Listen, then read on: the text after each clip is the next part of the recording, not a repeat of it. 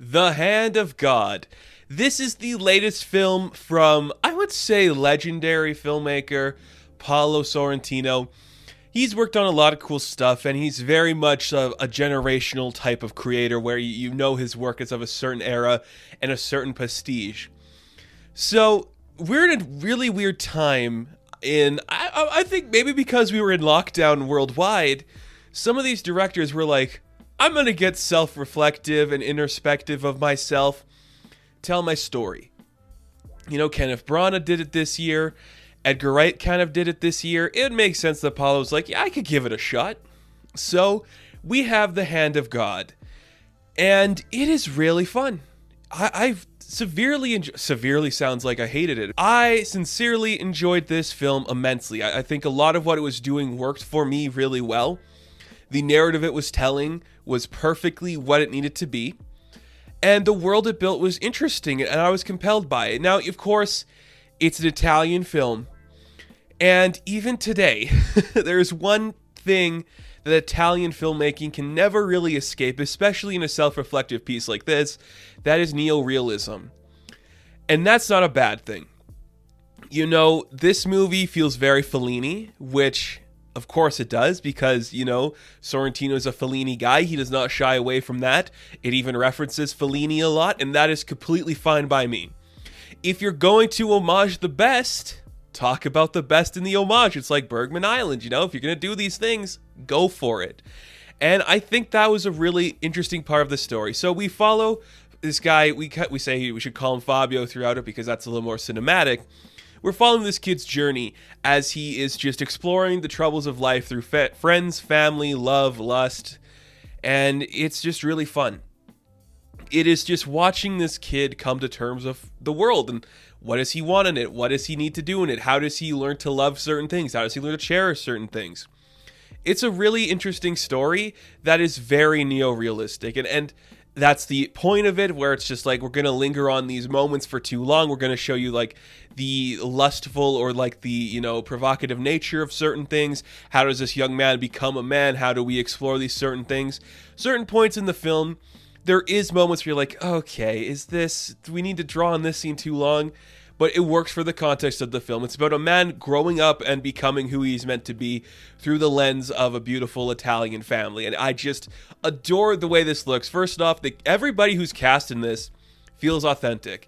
It feels like we just went down to like your neighborhood and you're like, let's get everybody in the neighborhood to be in this. It just feels like it's not actors doing stuff. There are some big names in here. Some really big names in here if you're familiar with their work. But it's just like, that's cool. Don't overplay it. Don't oversell it with anything. Just tell your cool little story. That makes it fun. I enjoy that aspect of it too. And you know, when we get stuff by filmmakers talking about their lives, there's always going to be scenes that have to be about the love of cinema. Sometimes it works, like in Belfast, I enjoyed it. I think it works pretty good in here too. I'm not going to say it was the best, and just like you slowly see, like, this kid doesn't start off as like the lover of cinema he's going to be. He builds to it over time, which is very cool to see. It just feels like a natural progression where you're like, this is your world. These are the people in it that are important. Suddenly, you're going to see that world through a new lens, and I thought that was really cool. Some of the romantic sides of things kind of, I think, just hinder it. Mainly just because it could just be like my Western eyes where I'm just like, why do we have to have this type of sex scene or like this potential romantic entanglement? It doesn't go anywhere. It doesn't feel like it's needed. But a kid growing up like this who feels alone, he's going to find those connection in those people that find the connection with him. So it works for me. I'm not against it. I just think it's a little cheap and lazy at times. The cinematography on this show is really great too.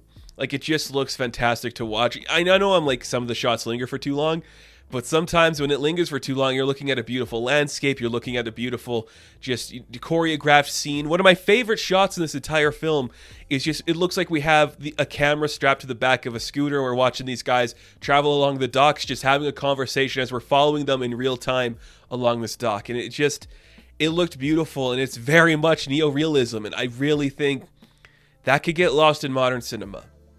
It's an important stepping stone to where cinema is going to come, but just exploring those topics and those themes, it feels like we don't do that enough anymore. It's just talking about what it means to be a young man, figuring yourself out and growing up. We've have countless of them, sure, and we could do it in, like different cultures and ethnicities, and that's all great too, and I explore those and I adore those.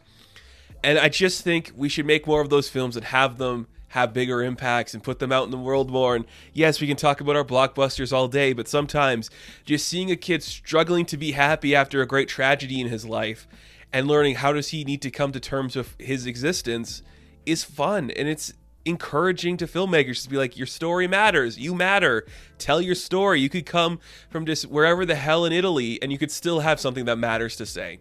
That's really cool to me. So everything about this worked. I think the dialogue was strong, the directing was strong. I just liked all the performances. Nothing about this felt out of place. Nothing about this didn't work for me. It's a quiet story about a kid growing up. I adore that sometimes. And I think if you are a creative type and you can walk away from a piece of art inspired, then it did its job right. So when I walked away from this, I'm like, you know what? Maybe I can tell that story I wanted to do. Or maybe like I can go back and try that screenplay. Because these things are important and they matter, and seeing this world through the hands of God is really cool. I adore it. It's awesome.